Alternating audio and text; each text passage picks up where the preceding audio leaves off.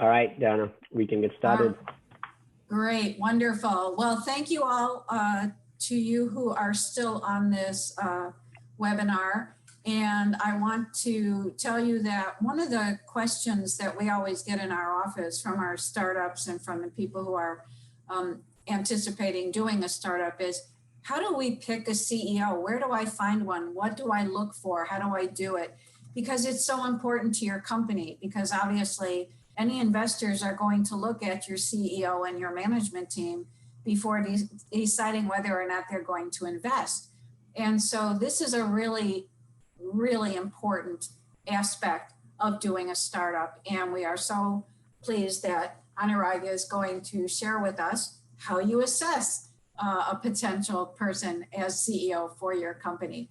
So again, we'll let Anurag take it over. And if you want, I will be checking the chat and questions, and I can ask the questions as they come in, or I could wait till the end. It's your choice.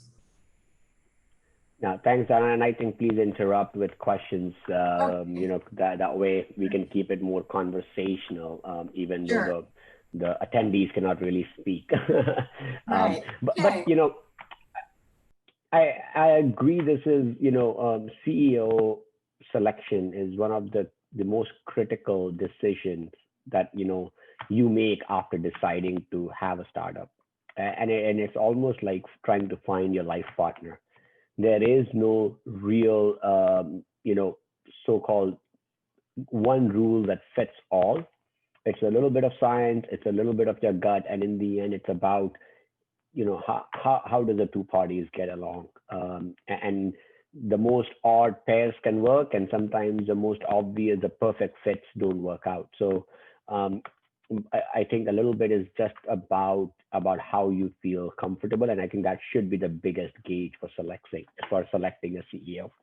And I would treat it it's the same way you would make a decision for a life partner.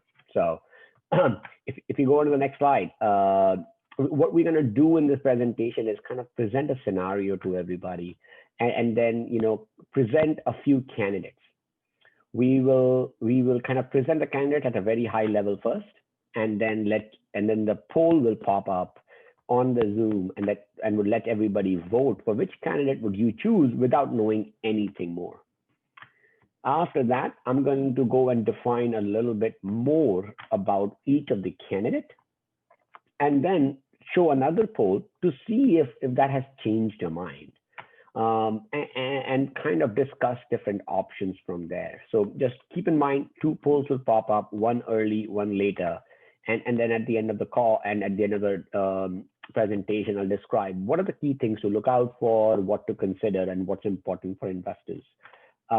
So with that, let me start with describing the company first, for which we are looking for a CEO. What we're really looking at, the company here is Rosy Options, which is an oncology therapeutics. It's developing a small molecule against a novel target for pancreatic cancer. The target has been discovered by a really well-known lab. The biology is fascinating and has actually been validated by other laboratories around the world. The animal data is promising, and now we just need to make this molecule better or more drug-like, and then we can start our IND-enabling studies within 18 months. So be in the clinic in about 2.5 years. We want to raise a $30 million round, which can fund us through the phase 1 study. And the only people around the table are scientific founders and a consultant who can do the chemistry, and a postdoc who's planning to join the company to do the basic science work. So that's the setup or the company phenotype for which we are looking for a CEO. If you go to the next slide. Now, these are the 4 candidates that are, let's say, are in front of you. The first candidate has 10 years of experience, worked at a big pharma, AstraZeneca, left to become a VP of product development at a startup that Pfizer acquired for $300 million. The second candidate is a successful entrepreneur, did a device startup, did a diagnostic startup. One of the startups went public, one was acquired by Medtronic, and one is still private. Candidate C is actually an executive director at pharma Merck Immuno-Oncology, where Merck is a leader in immuno-oncology, And prior to that, he was a CSO of a VC-backed company that was developing a biologics. And the final candidate is the founding PI of the company, spent 2 years as a CSO of previous university spin out, which was developing a small molecule therapeutic. So you have these 4 candidates. Please, I think the poll has popped up on your windows. Please select one, and we'll give a kind of 30 seconds for everybody to choose one, and then we'll show the results of the poll and move on from there. So please take the time and vote for one of the candidates that you think would be ideal for this Rosy Option Therapeutics company.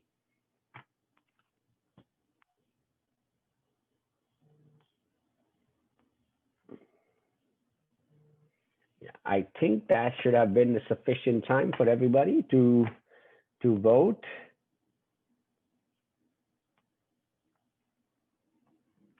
All right. We have the results. I think everybody can see the results here. It seems that most of, we are quite split between the candidate B and the candidate C. The second best option, it seems, is the candidate A with 22%, and candidate B is only 7% of the votes. So that's quite a good spread, and this is obviously at the first impression. So let's keep that in mind. That candidate B is really the winner with 41. Candidate C is the second with 30. Candidate A with 22, and candidate D with 7. So now I'm going to present a little bit more detail about these candidates. It's like almost doing a diligence on them and what you will find. And then from there, we'll kind of do the poll again and see if anybody wants to change their mind. So let's. What does the candidate do? Do you have candidate A have? If you can go further, go to the next slide. Actually keep going, because this is more made for a more interactive audience till we kind of fill up this whole page. So I think if you can go back, sorry, yes. So if we kind of dig deeper into this candidate, what is the track record of success here? Because we see that he was a product development at a startup which was acquired for 300 million. So that's quite attractive. And he was 10 years at AstraZeneca. So what happened at AstraZeneca? Was he promoted? Did he rise up its rank? What was its role at AstraZeneca? All of these things are critical to understand. I mean, 10 years being in the same position may not be as attractive as if somebody who has risen up the ranks. Maybe they spent 10 years at AstraZeneca, maybe as a research scientist on the HIV side, and rather than on the oncology side. So I think trying to understand what is the scope of their work is also critical. And I think the second piece that pops about this candidate is really that, the startup was acquired for 300 million. But was 300 million really a success? Did the investors make a return? Did the founding members make a return? How much was it considered? And what was the role of this VP of product development at the startup? Did they report to the CEO? How influential or how critical were they to the team? I think that all of these questions put these things in context of what is the experience of this person. I think the second question that you ask is what was the driving force for the person to leave AstraZeneca and actually go to a startup? It's a big switch. It's a big cultural switch. What was driving that? And I think you can ask that in many different ways. Was it that they didn't like their experience in AstraZeneca? They felt that their careers were, kind of tapped out, or they wanted to do something more exciting, more agile. And so I think those are key things. And then also understanding is when did they leave, and when, at what stage of the company did they leave and join the startup? Did they have to show a lot of leadership skills? And does that show that they can become a CEO even though they have not been a CEO? Let's say this person joined the startup in the first year, or is it in the first few employees? You have to wear multiple hats. You have to really be ready to take a risk. And I think those kind of things kind of give you a sense whether this person can be a CEO.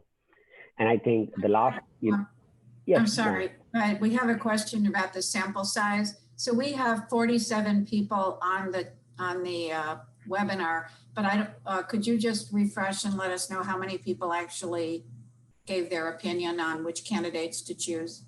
I think around 35 or something. I don't have the exact numbers. On the 35 people who are on the webinar. So sorry to interrupt, but I thought we may as well answer that since it seemed to be an important question.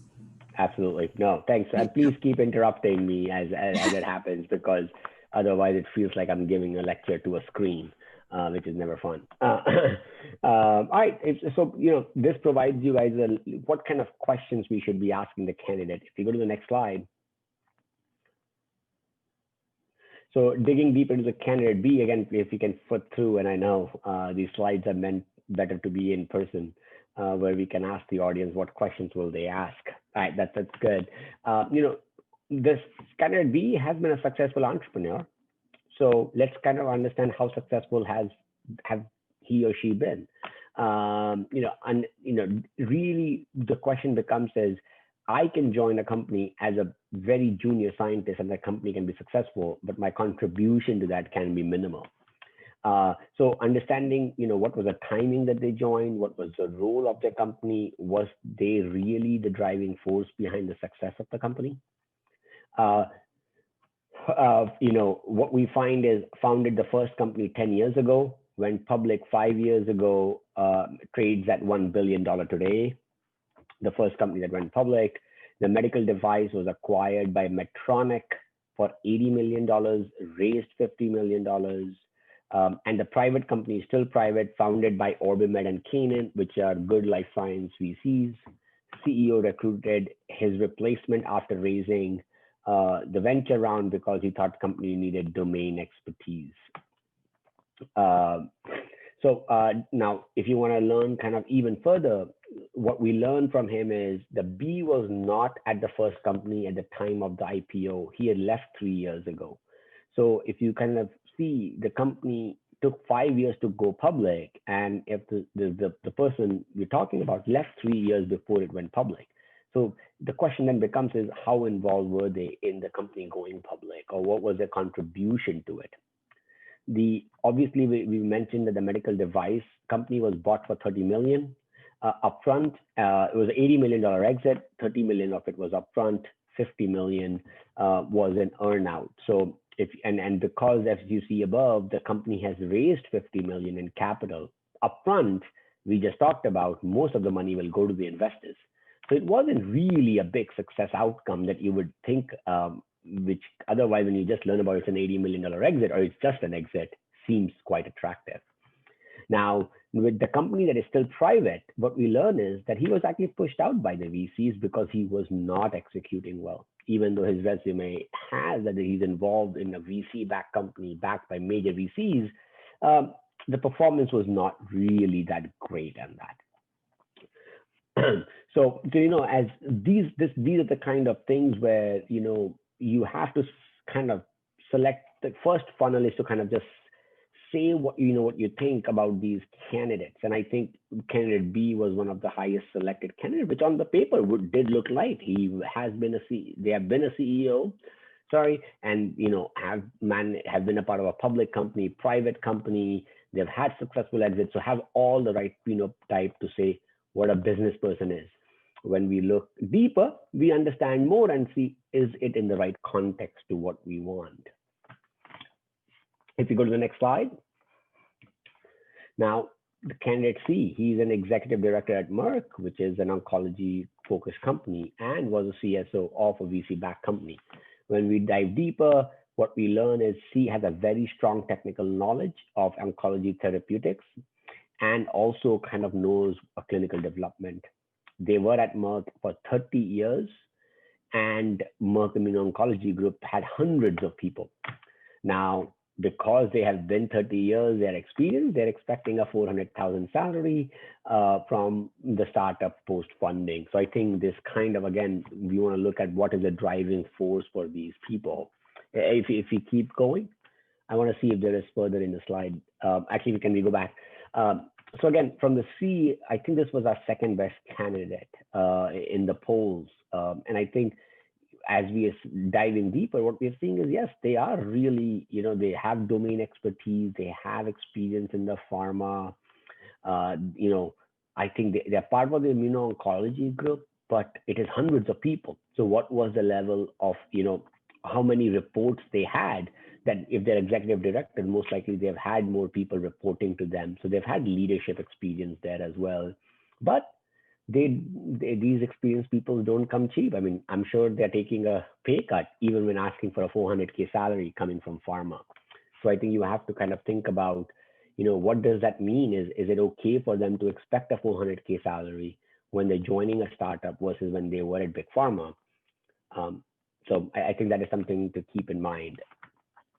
So if we go to the last candidate of ours, I think this was not rated the highest. And this is a founding PI. I mean, who knows this baby better than the founding PI?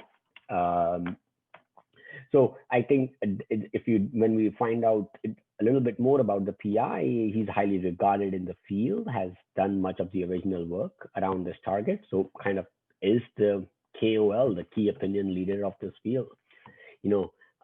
Several members of his lab want to join the company. Again, shows that he obviously has had leadership. He or she has had leadership positions.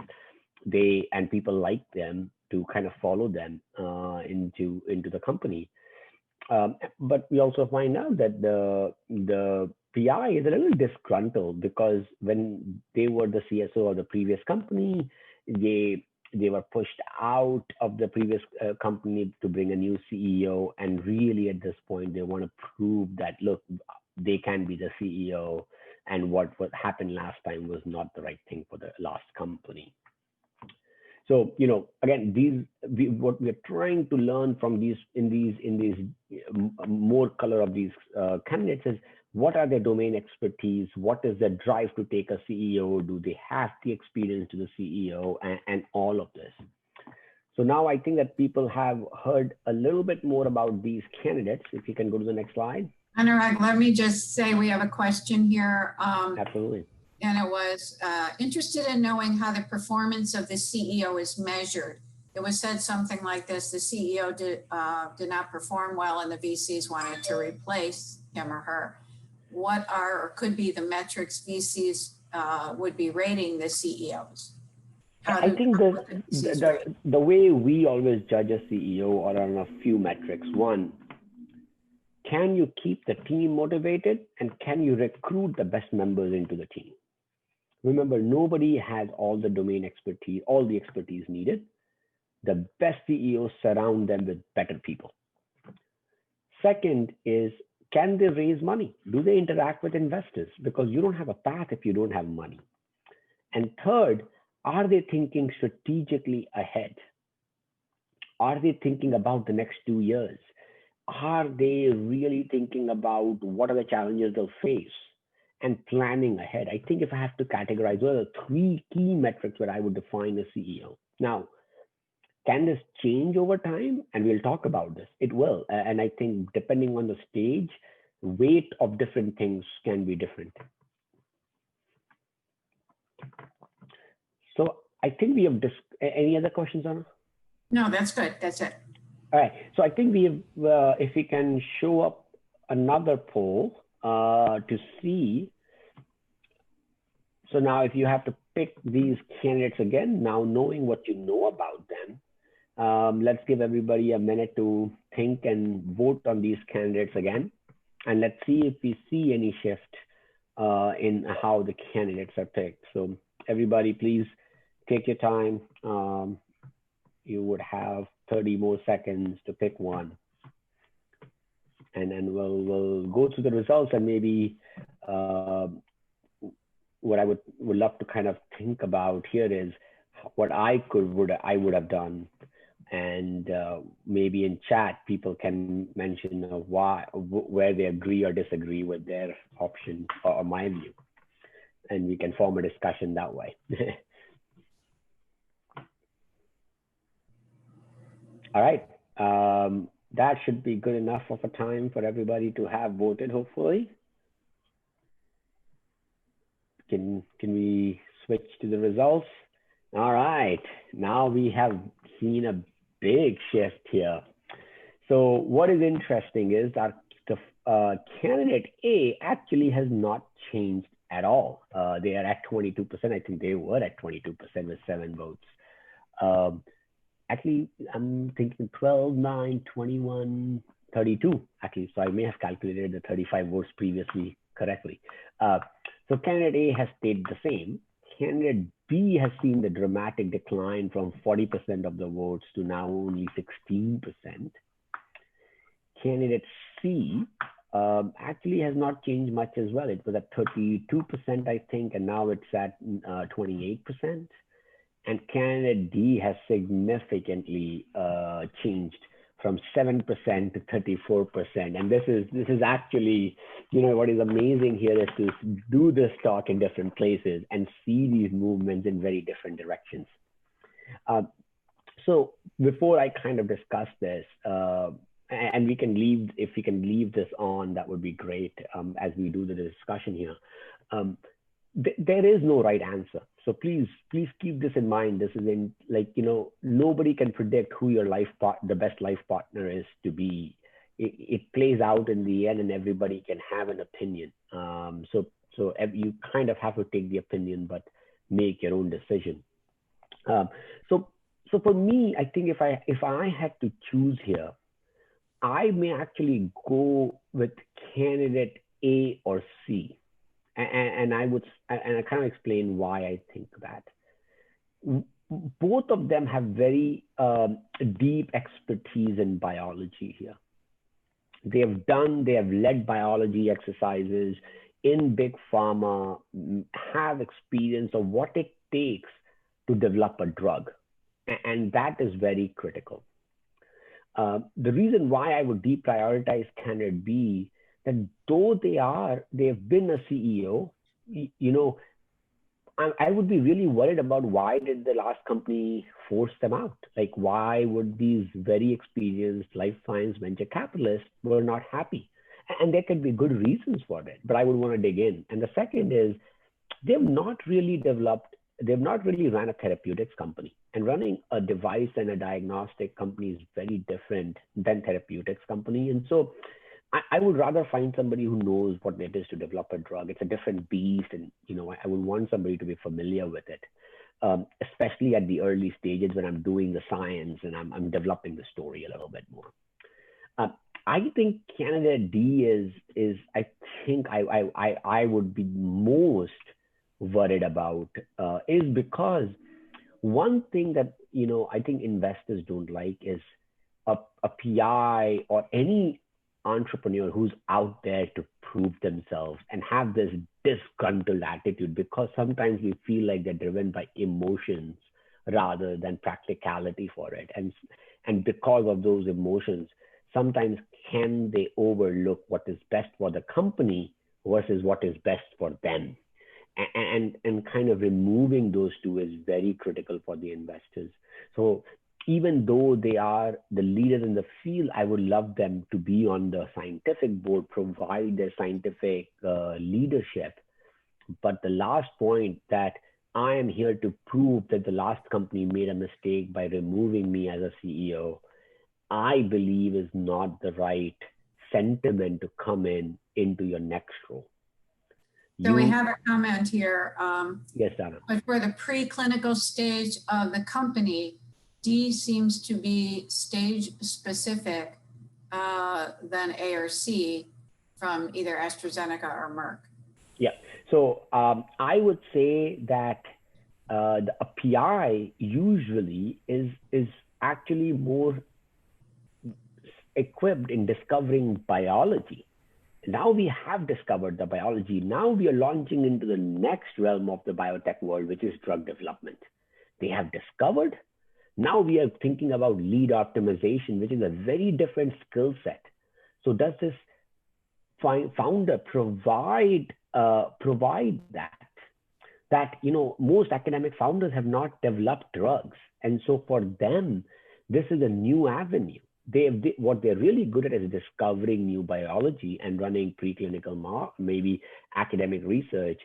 However, that these so that is where I think the company is just going to the next step, where they don't spend most of the time, versus a candidate A or C is what they lived and breathed every day at the big pharma. Now, between the candidate A and C, the other thing I would say is I think candidate C was more on the biologic side. They were not on the small molecule side. So if I have to think, candidate A may be better because they have small molecule experience and this is what we are developing. But then candidate C is more experienced and therefore may have more network in the field and and bring in the right people who may have small molecules. They know how to develop a drug, not a small molecule drug, but they know what it takes to develop a drug. So I think A and C can be required a little bit more diligence for me to understand which would be the right candidate.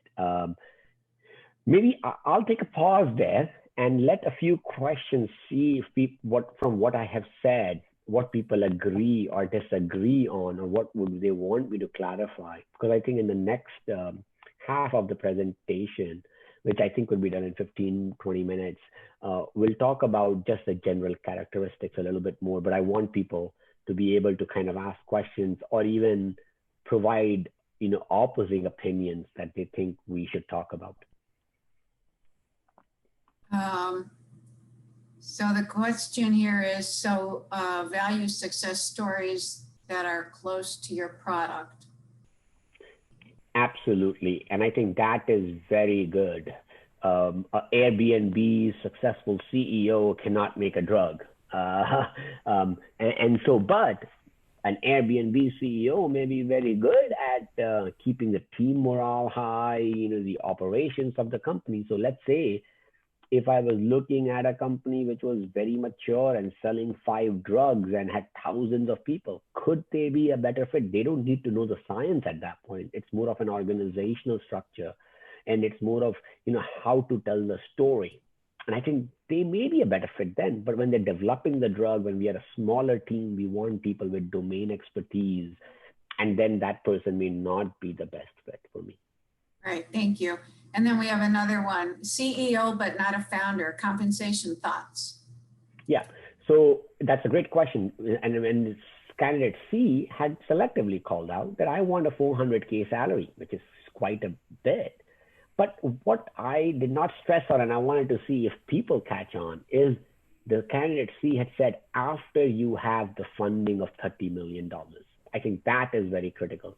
We do pay CEOs 300 to 400K salaries out of the Series A.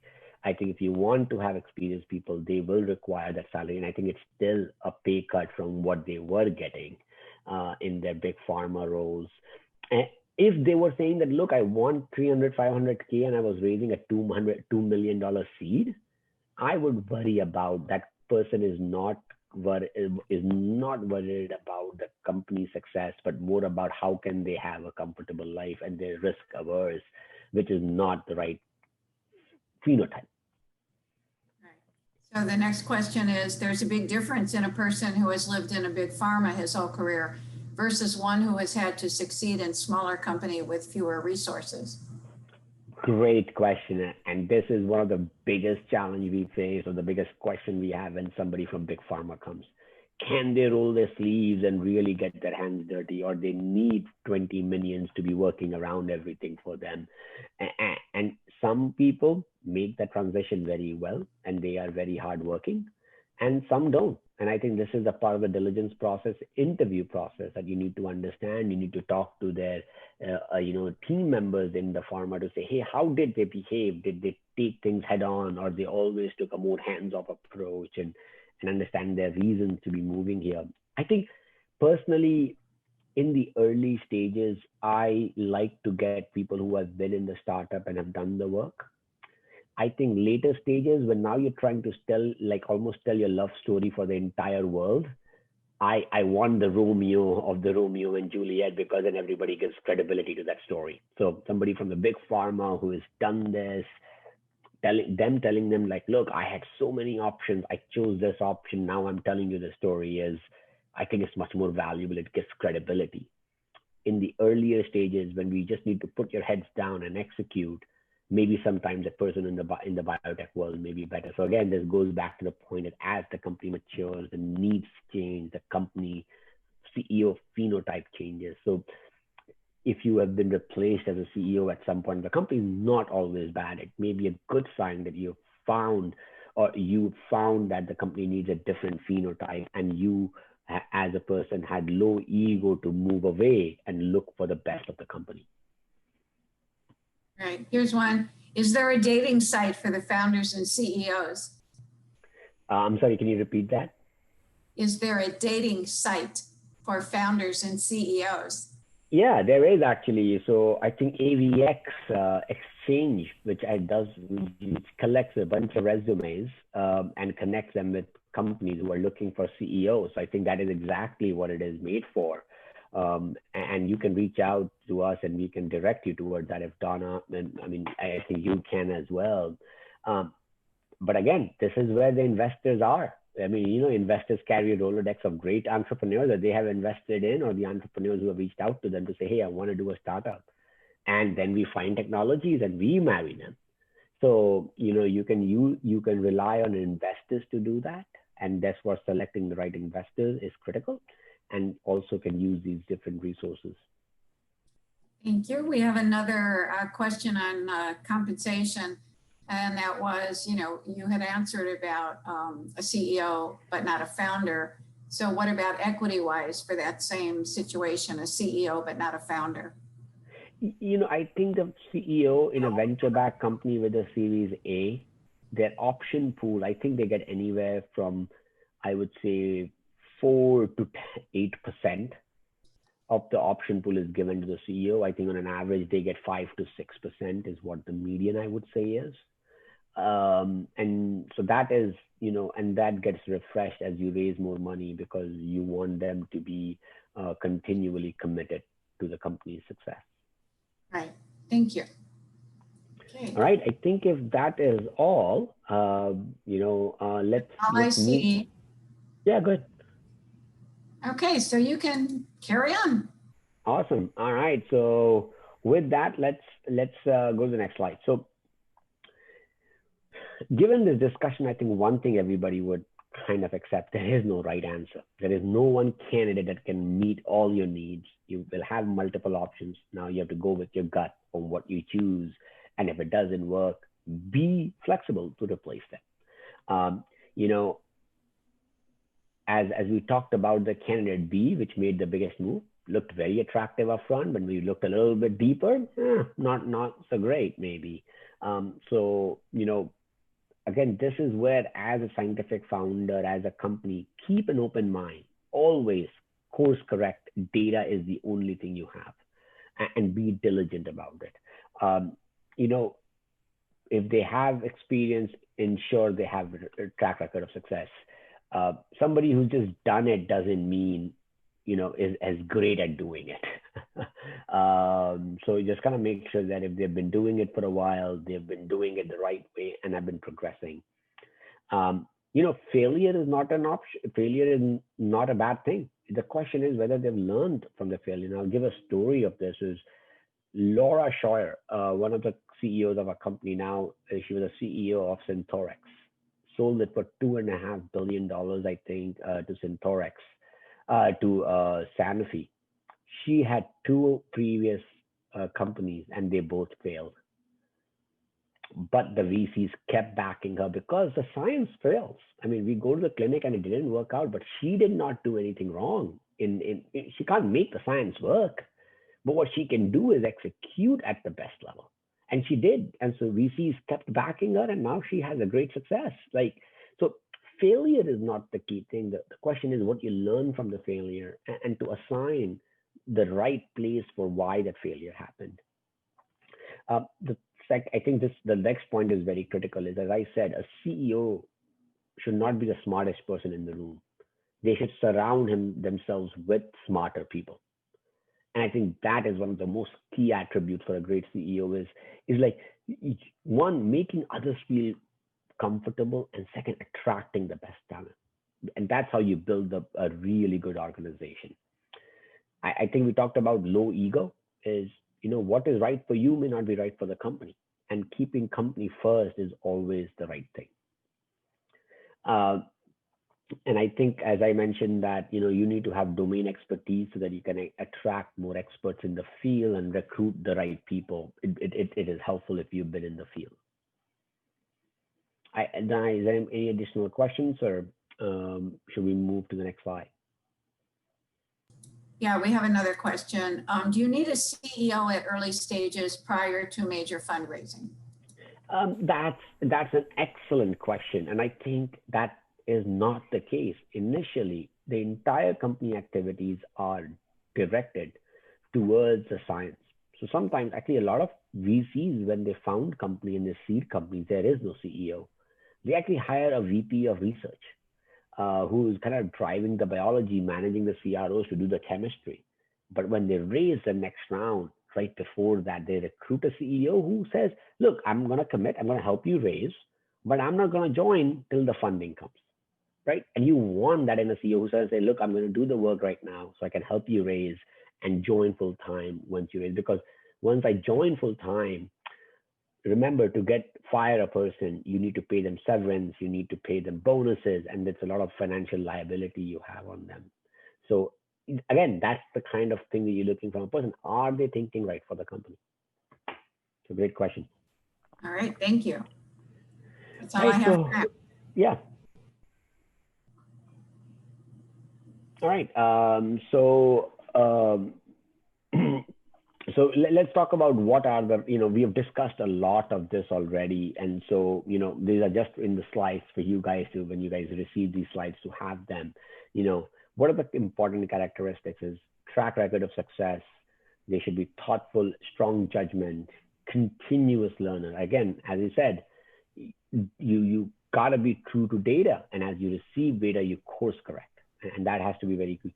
Domain expertise is important at different levels. A CEO not having a domain expertise may be okay, but a CSO not having it is a bigger challenge. Should be a leader, should be able to motivate people, should be able to tell the story, raise funds, recruit people, and so on. This about a hands-on driver and manager, entrepreneurial, good fundraising. Again, VCs always talk about this. CEO is always selling, is always fundraising and always selling, no matter where you are, no matter what you're doing. Either you're selling it to the external people to raise money, or you are selling to internal people so that they stay motivated, or you are selling to the external people to recruit them. But you're always selling and always telling a story. Again, with all of this high level expertise, sometimes you can lose the underground, execution. The buck stops with you. So in the end, you still have to kind of execute extensively. And so that is another key piece. Then ethics is another big thing, that you have to have strong ethics. Again, I think there is no compromise on that. And what I would say is one phrase we use for CEOs is under promise, over deliver. Never over promise and under deliver. Right, Dan, I think there's another question. Nope.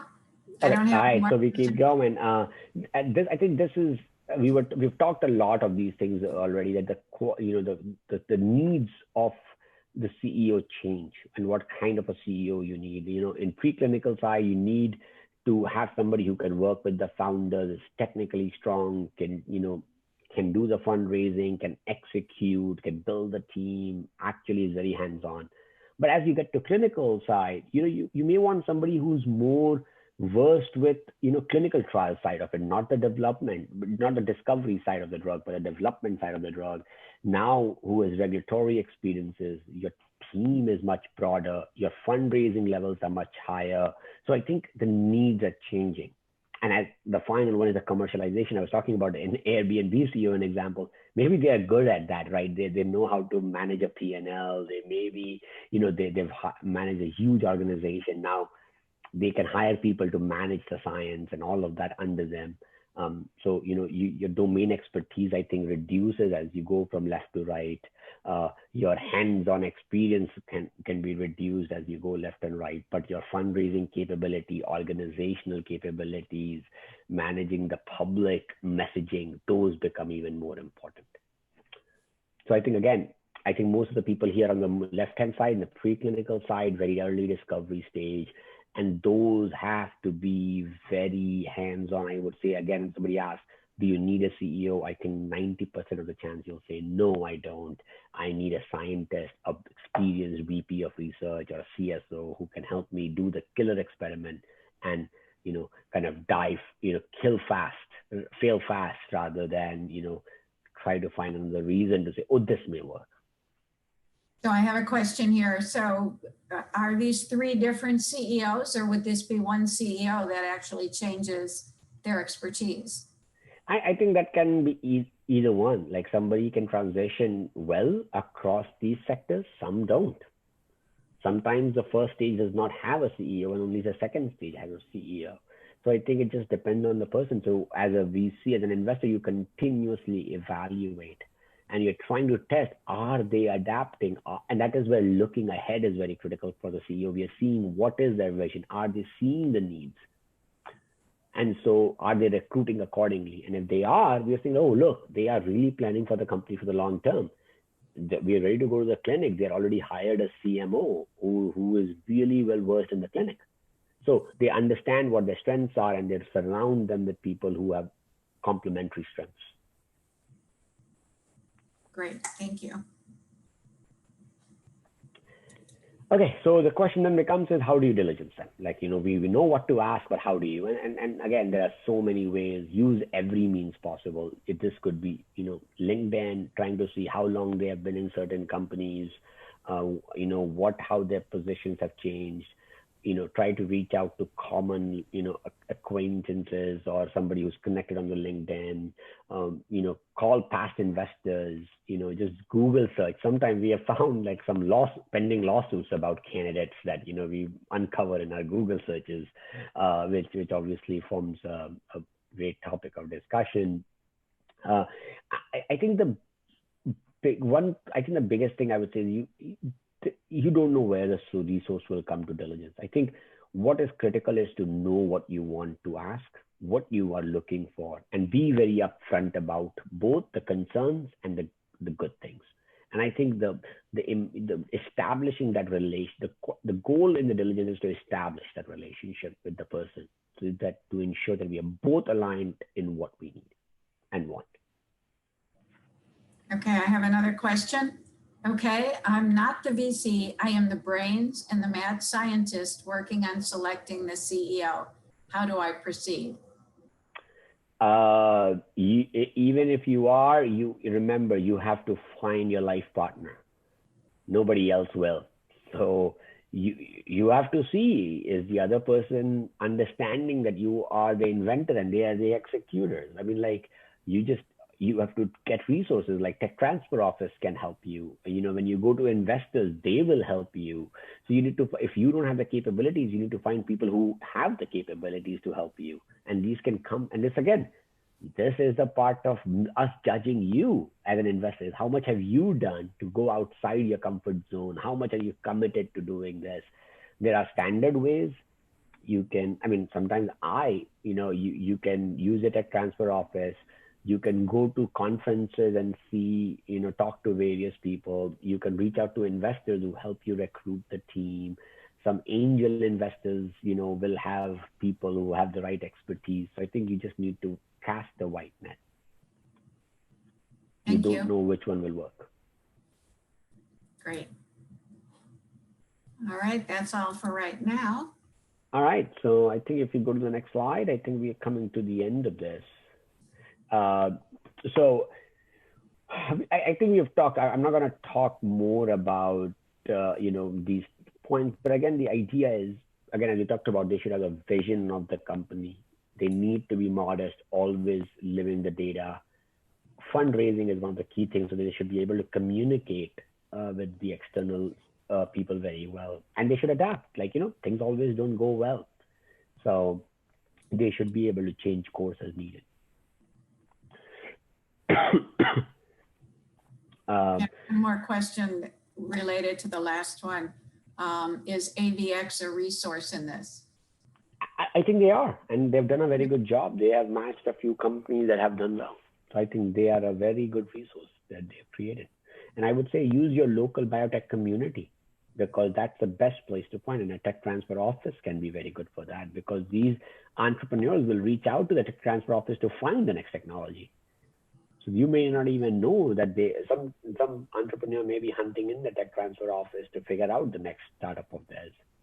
And they may not be looking at yours, but you can get connected. Right. That's absolutely right. Let me see if I can see any other questions. Not here. Or there. No. All right. Let me see if there are any other questions. We'll make a last call for questions. Absolutely. Anurag, this was absolutely great. We really appreciate your expertise. Here comes one. It's this one's for me.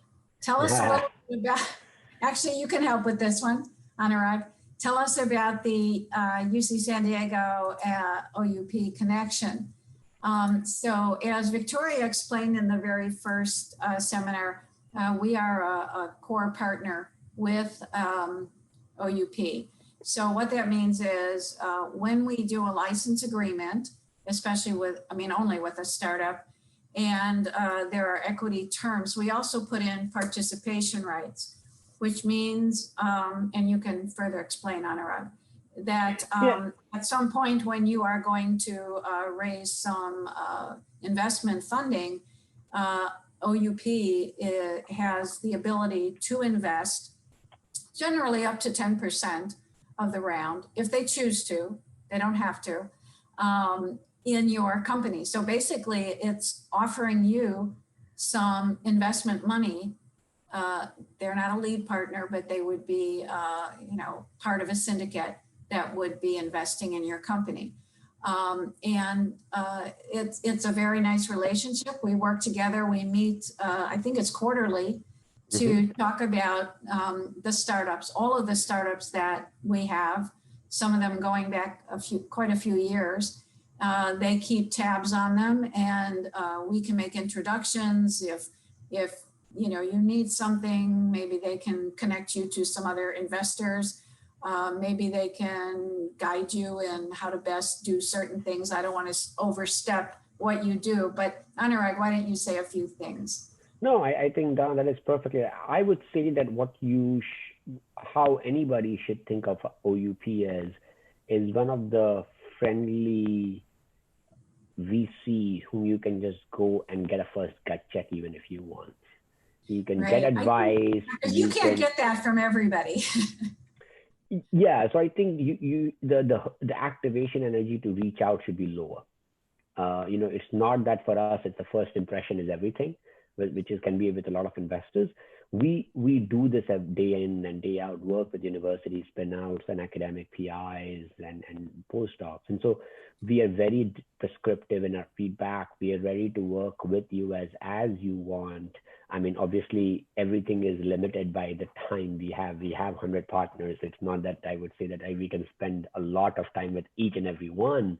But I think we are very clear. And again, either it is in, hey, I'm looking at this VC. What do you think of them? Do I have this technology? What I should do with it? Like any question is okay with us. And for us, we are trying to really be, honestly, our goal is to make an entrepreneurial ecosystem and environment and support that at UCSD. And, honestly, we want you guys to welcome us into your syndicate and have an investment. It's not that because we have a legal right, we want to, but what we wanted in the end do is that you should, given what we have done and you think that our advice is valuable, that you would want us to be a part of somebody around the table advising you. So again, use this as I would say that you would use any friend or advisor of the company to get feedback. Is it the right thing? I'm trying to use this CRO. These are what does it mean? how would you go about hiring a big person or a small person? Should I take this indication or that indication? Anything. I think sometimes this can be done over an email. Sometimes it can be done over a quick 15-minute phone call. Whatever you think is right. I mean, we are happy to help out. Yeah, and that's quite an opportunity for the startups. It really is. It's something that other institutions don't have, and other startups from those other institutions don't have this. And this is very, very valuable. So we have a comment here, fantastic. And it really is fantastic. And we very much appreciate our association with OUP. And then I think somebody asked very interestingly is what is in OUP's interest to do this? Our goal is we are like dogs chasing cars on the street. We have investors looking for next deal, right? So this is my source. You are going to create the next technology that is going to make Pfizer's and the Modernas of the world. My goal is to be there in the best technology at the right time. And so this is my incentive. This is why my boss will give me a promotion. This is how my fund will make money. So I think that's a great question. Nobody does anything for just charity. There is in everything. Everybody has an interest, and then our interest is to find the next big technology and make an impact in the biotech field. Okay, so they would like your contact information, but it's right there on the screen. So let me just read it. It's AAGARWAL@oup.vc. All right, and Donna, you've been on mute. if you forget it or you don't know it, you can always reach out to us. And my contact information is Donna Shaw at ucsd.edu. So it's DONNASHAW at ucsd.edu. So you can always reach out to us. All right. See if there's any, okay, good. I got a wow, cool. That was from you, for you, Anurag. Let me see if there's anything Thank you. else. And I mean, we have 5 more minutes. So please, if anybody has any questions, please send them over. Yeah, and the other thing is, if you think of something after the fact, you can always reach out, whether it's to me for Anurag or to Anurag. I'm sure he will be able to answer your question. The other thing is that the slides will be sent to everyone who had registered for the presentation, which is good. I wasn't aware of that. So that's a very nice thing. You will get copies of the slides. You can't download them, but you will get a copy. So that's a good thing. So here it is. Anurag, what's your sweet spot? What's your mandate? My sweet spot is wherever we can make money. But I think from a development stage, we have done investments from seed, Series A, all the way to crossover rounds. Our companies have been just ideas where there is no chemical matter, just a platform or target, to companies that are ready to start their phase 3. So I think it just depends on context and the capital required. So I don't think so that should be in any way a hesitation for anybody to reach out to us. It can be at any stage, in any field, in any modality. I think if we find an opportunity to make money, we'll be interested. All right. So then there's a follow-up question. The size and the participation stage, usually less than 10%, as I understand it, but that could be wrong. Yeah. So our goal is to write up $8 to $15 million over the life of the company. So that's not only the first check, but the follow-on investment that a company would need. Our first check can range anywhere from 1 to 10 million, again, depending on the stage, the needs, and the capital raise. So all of that is flexible and very context dependent. Okay, then we have another one. As a startup CEO, how to self-educate and become better? Is getting mentorship the best way? Yeah, and that this is where, finding the right advisors. And that is the best thing you can do is surround with people who have done it and who are ready to spend time with you to teach you how to do it. Okay. Let's see. I Here's a would thank just make you. one This has one been a question great on the lead, introduction. Does OU? Donna. Just one thing on the lead side. I think in the current fund we are looking to lead, but in very very specific scenarios where you can Oh, do things in a capital efficient way, which are small molecules, target specific, where the target is either in a very attractive space or has like in target oncology where the clinical risk is lower, and so we are looking to lead in those oh, certain that's scenarios. great. That's great news. Thank you for sharing that. So you But can lead in a specific situation. Um, exactly. does OUP invest in companies in the commercialization stage? Our focus has primarily been therapeutics, and not many universities spin-outs are commercializing therapeutics yet. I think those more on devices and diagnostics. I think those have been lower on our interest. But we especially we don't do any consumer-facing products. For devices, we definitely want traction, commercial traction. We would prefer if you have a PMA, which requires much larger clinical trials. I think diagnostics, we want you to have a reimbursement code and early traction. Okay, let's see. I don't see any more. We have just a couple of minutes. If there are any late breaking questions or comments, we can take them.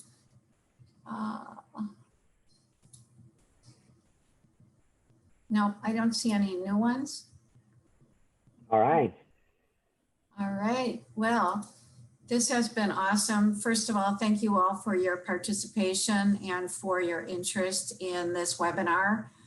Thank you especially to not only Anurag for giving us this overview, but also to OUP, who is a great partner, and that we are going to make more of these available to our community in order to help educate and to provide you with information that you'll need for your startups, or maybe convince you that, yeah, this is what you really want to do as a startup. Let me just take one final look. I don't see anything there. And in the Q&A, oh, is there an entity similar to OUP for devices and diagnostics? Not that I'm aware of. We are unparalleled, so there shouldn't be any other OUPs in the world. No, I really don't think any VCs who have taken such a deep university connection like that. But I think any VC, you feel free to reach out. I mean, the worst is they won't respond, right? I mean, we always have the saying, ask for advice, they'll give you money. If you ask for money, they'll give you advice. So reach out to investors who invest in device and diagnostics regularly. And I think look at just companies which are device companies and where have they raised money from. That's the best way to find out who is investing. Right. All right. So I've said my piece. Anurag, do you have any parting comments? Absolutely. No, thank you so much. This has been very interactive. This has been very helpful. Donna, thank you. Thank you, everybody, for sticking around for 2 hours and still waiting to listen to me. I appreciate this, and please reach out. We are here to help. All right. Thank you so much. And thank you all for attending. All right. Have a wonderful day, guys. Bye. Bye.